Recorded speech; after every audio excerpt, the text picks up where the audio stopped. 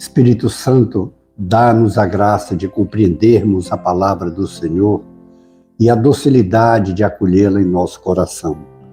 Nossa Lexio Divina, Lucas 10, de 1 a 12. O Senhor Jesus escolheu outros 72 discípulos e os enviou 2 a 2 na sua frente, a toda a cidade e lugar aonde ele próprio devia ir. E dizia-lhes: a messe é grande, mas os trabalhadores são poucos. Por isso pedi ao dono da messe que mande trabalhadores para a colheita. Eis que vos envio como cordeiros para o meio de lobos. Não leveis bolsa, nem sacola, nem sandálias, e não cumprimenteis ninguém pelo caminho. Em qualquer casa em que entrardes, dizei primeiro: a paz esteja nesta casa. Se ali morar um amigo da paz, a vossa paz repousará sobre ele. Se não, ela voltará para vós. Permanecei naquela mesma casa, comei e bebei do que tiverem, porque o trabalhador merece o seu salário. Não passeis de casa em casa. Quando entrardes numa cidade e fordes bem recebido, comei o que vos servirem. Curai os doentes que nela houver, e dizei ao povo: o reino de Deus está próximo de vós. Mas, quando entrardes numa cidade e não fordes bem recebidos, saindo pelas ruas, dizei: até a poeira de vossa cidade, que se apegou aos nossos pés, sacudimos contra vós. No entanto, sabei que o reino de Deus está próximo. Eu vos digo que, naquele dia, Sodoma será tratada com menos rigor do que essa cidade. Palavra da salvação. Glória a vós, Senhor. Interessante quanta coisa linda, quanta coisa maravilhosa no texto da nossa oração de hoje. Inicia-se Jesus enviando 72 discípulos aonde ele precisava ir. E os envia 2 a 2. Aqui já temos alguns ensinos. Antes nós vimos que Jesus enviou os 12 apóstolos. Agora envia 72, melhor dizendo, discípulos. 72 era quanto na época, há 2000 anos atrás, o número que se conhecia de países. Então Jesus, ao enviar 72, e os envia de 2 em 2, para mostrar que ninguém evangeliza sozinho, deve sempre ser enviado, é Jesus que os envia, os unge e os envia, e manda de 2 em 2, para que ninguém vá exercer um ministério de evangelização sozinho. Aqui precisa ser enviado, ser ungido, ser enviado, e vai de 2 em 2. Já nos mostrando que Jesus não é o Messias de um povo só. Por isso mesmo que ele quer que o mundo inteiro conheça a palavra de Deus.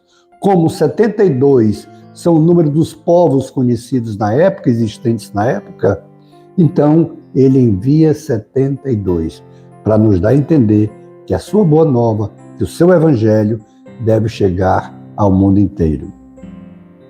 Outra coisa interessante, ele faz um apelo para novos operários.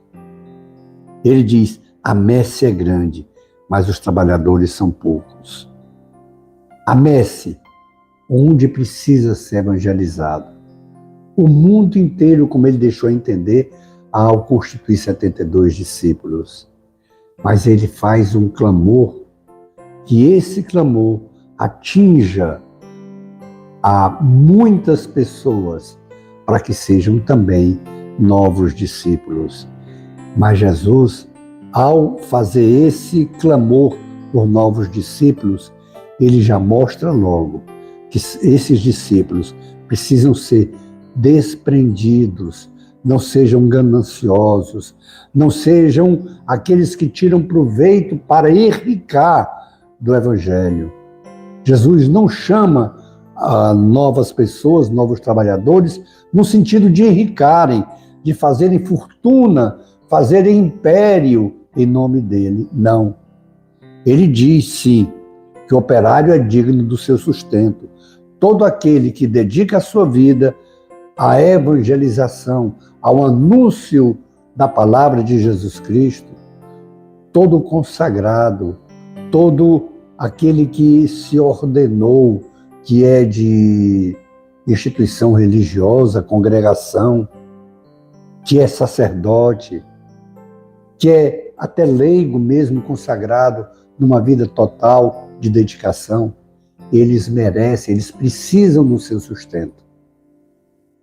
Porém, não é para enricar. Se alguém deseja enricar, não deve ser esse caminho de discípulo de Jesus, de apóstolo de Jesus. Ele não nos chama ao enriquecimento. Ele nos chama a uma doação sem preocupação. Não vos preocupeis, porque o operário é digno do seu salário. Ele já está mostrando a todos, não só naquela época, mas também a você e a mim. A todos aqueles que ele chama, ele diz que não se preocupe, porque o operário é digno do seu sustento. Ou seja, ele está dizendo que o povo de Deus, ele, ao fazer o sustento, ao devolver o seu dízimo, ao fazer oferta, ele está possibilitando aqui aqueles consagrados do Senhor, aqueles que se dedicam ao anúncio do Evangelho, não precisem ter outras preocupações, porque serão sustentados pela igreja. É uma coisa maravilhosa que nós precisamos entender, que todo aquele, disse Jesus, que der nem que seja um copo de água a um dos meus discípulos, é a mim que está dando.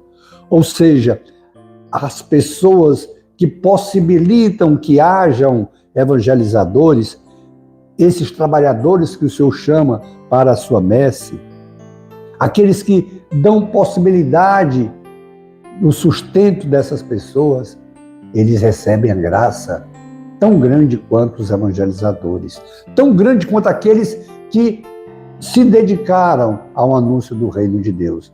Por isso que, além de ser salutar, é santificante toda devolução de dízimo, toda oferta à casa de Deus. Porque sem essas ofertas, sem essa devolução de dízimo, o Senhor não pode ter operários para a sua messe. O Senhor não pode ter trabalhadores. Quando ele diz aqui, ele pede, ele faz um clamor por novos trabalhadores, ele está também dizendo ao nosso coração, sejamos dóceis, sejamos generosos, sejamos fiéis nessa devolução de dízimo, para que o meu Evangelho de Jesus possa continuar a ser conhecido no mundo inteiro. Mas para isso, que haja pessoas que se dediquem e que haja pessoas que os sustentem. E que compromisso nós fazemos agora com o Senhor? Da nossa doação total, numa consagração total, mas também do sustento da obra, da fidelidade à devolução do nosso dízimo, da generosidade na ajuda às pessoas que são consagradas ao Senhor, às comunidades, à igreja. Façamos esse compromisso. Depois, contemplemos as maravilhas do Senhor em nossas vidas. Glória ao Pai, e ao Filho, e ao Espírito Santo, como era no princípio, agora e sempre. Amém. E pela intercessão de Nossa Senhora do Carmo, de São José, seu casto esposo, de Francisco, Teresinha e João Paulo II, Deus nos dê sua graça e sua bênção, e sua face resplandeça sobre nós. Abençoe-nos o Deus Todo-Poderoso, o Pai e o Filho e o Espírito Santo. Amém.